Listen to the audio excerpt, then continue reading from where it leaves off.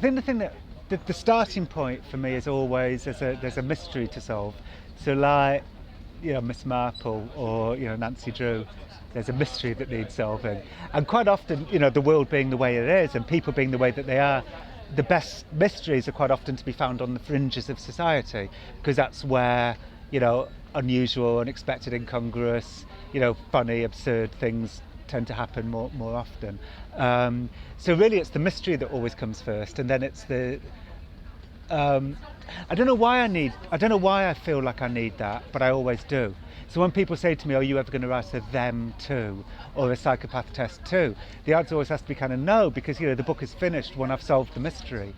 Basically the way that you're always a bit of a kind of slave to the way the story is unfolding.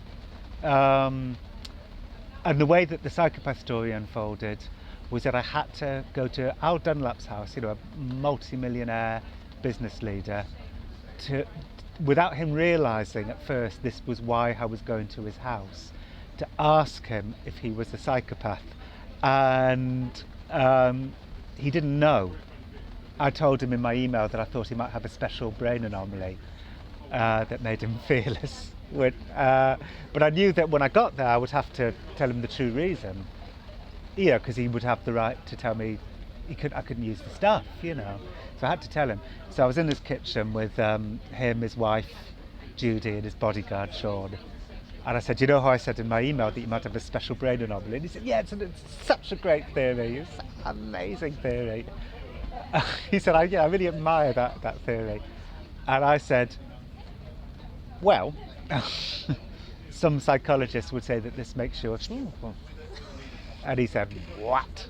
I said, a psychopath. And I said, luckily, the thing that made it all right was I had a checklist in my pocket of psychopathic character traits, and everyone loves a checklist. So I said, can I go through the checklist with you? And he was like, oh yeah, okay. He was kind of intrigued. So the checklist solved that awkward situation. I'm very interested in how absurdity and irrationality, and at its most extreme, madness, is a more powerful engine in our lives and in society in general than rationality. So that's the other reason why I tell the stories that I tell. That's the thing. And I think that kind of stems back to, growing up in Cardiff. My parents are just over there. I didn't having kind of a bad time at school and wondering why everyone was being so mean, and then sort of, and sort of thinking, well, so trying to solve that mystery, I suppose. I think that's the other reason that kind of motivates me to tell the stories that I tell. I woke up in the middle of the night quite recently, realising I was still annoyed about the boys who threw me into Roath Park Lake in the summer of 1983 when I was 16. So I went onto Friends Reunited and found one of them and emailed to explain that I'm now a best-selling author. And he emailed me back to say that the reason why they threw me in the lake was that I was a pain in the ass, and that the tenor of my email leads them to suspect that I haven't changed, and throwing me in the lake again today would be an appropriate response. So I emailed him back to say I earn more money than you do, and then he didn't email me back. So, touche. I think, well, actually, there's three. I've had three experiences, and I'll say them all very, very quickly, that scared me the most. The first was being outed as a Jew at a jihad training camp in Crawley near Gatwick Airport by Omar Bakri Mohammed, who said to all his followers, look at me with the infidel John, who is a Jew. And they all went, oh, like that. And I said, well, surely it's better to be a Jew than an atheist. And I heard somebody go, no, it's not. So that was one. Second one was going to Aryan Nations. This was also in them. Going to Aryan Nations in Idaho, and then all the skinheads. So I drove past all the no Jews signs, and the skinheads all surrounded me and said, what's your genealogy? What's your genealogy? They said. To which I said, I'm Church of England. And then most recently, and it's a story I tell in Lost at Sea, the new book, I went with Phoenix Jones, the real life superhero. I didn't realise that this is what he was doing, but he took me to break up a gang of armed crack dealers. Just him in his homemade superhero outfit and me in a cardigan. And they all said, what are you doing coming here with your outfit, with your costume? This is not fun and games to us, this is real life, this is how we feed our family. If you don't leave, we're going to kill you.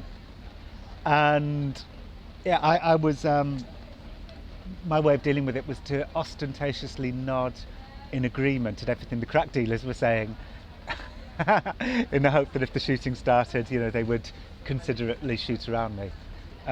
Luckily, the shooting didn't start.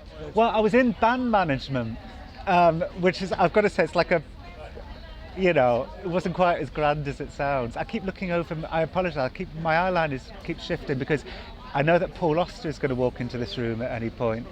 And so every time somebody walks in, I'm thinking, is it Paul Auster? And it's not Paul Auster yet, but I'll let you and the viewers know when Paul Auster comes in.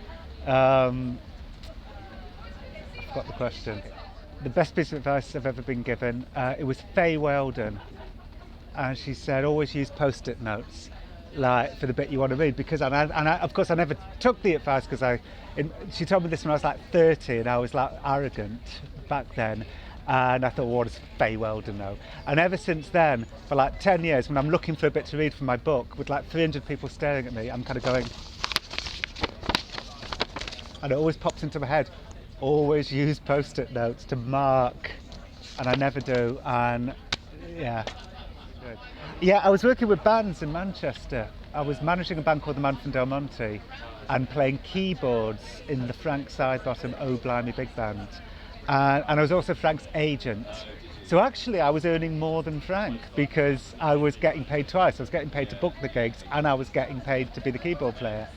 And so as a young man at like the age of like 19, 20, I was earning like probably between the two things, like £150 a night, which was, you know, living in Manchester in a really small flat in Gorton was really good money.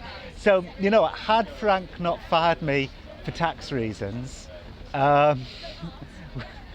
maybe I would have carried on doing something like that. Yeah, I've now written a film which isn't about Frank Sidebottom, but it's inspired by my time. So it's a completely fictional film, but inspired by those times. With Michael Fassbender. Yeah. So yeah, it's kind of come full circle. And there is a nudity scene. There is I can't. I'll leave that one. Okay. Exploitation exists when you consider yourself in the hierarchy better than them, and so then you're sort of exposing their absurd character traits, for instance, in a sort of imperialistic way, and that's when you get exploitation. I do not consider myself better than anybody that I interview. I think we're all lost people trying to find our way through the world, and in fact, so I put myself absolutely, that's the reason why I called the book Lost at Sea, because I see us all in that way.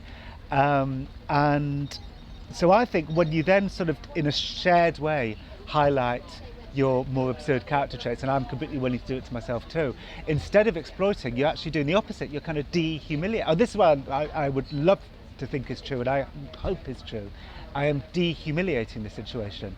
I'm helping to bring it all out in a way that takes away, the exploitation and the humiliation. It kind of empowers. I can't believe I just said the word empowers. It's because I'm living in America right now, and that's the word that everyone uses all the time. But yeah, that's what I think. The other best piece of advice I was ever given was actually, I read it in Raymond Carver, and the introduction that Raymond Carver wrote to Where I'm Calling From, his selected essays, and it was nothing skewers the heart with as much force as a full stop put in just the right place. And that's the end of that thought.